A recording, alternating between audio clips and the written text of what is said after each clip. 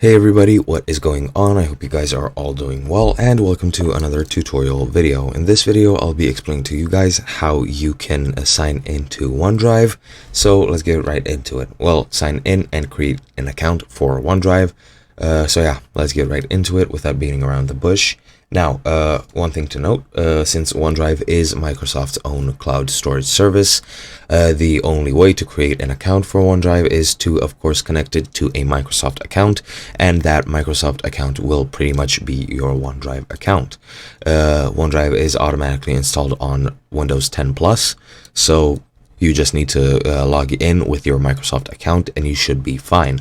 But yeah, to sign into OneDrive, to follow these instructions is you can go either enter it through your PC or go to OneDrive.com and then select sign in at the top of the page. Once you're there, as I've said, just enter your Microsoft account, which is the email address which you use for either Xbox, Skype, Outlook, Microsoft Office, and so on and so forth. Then click next and then just type your password and select sign in. To create your own account, go into OneDrive and select sign up for free, then create a Microsoft account, as I've also said, then type your email address and the password you want to use, pretty much the standard login procedure, or you can select use a phone number instead when you enter your phone number and click next.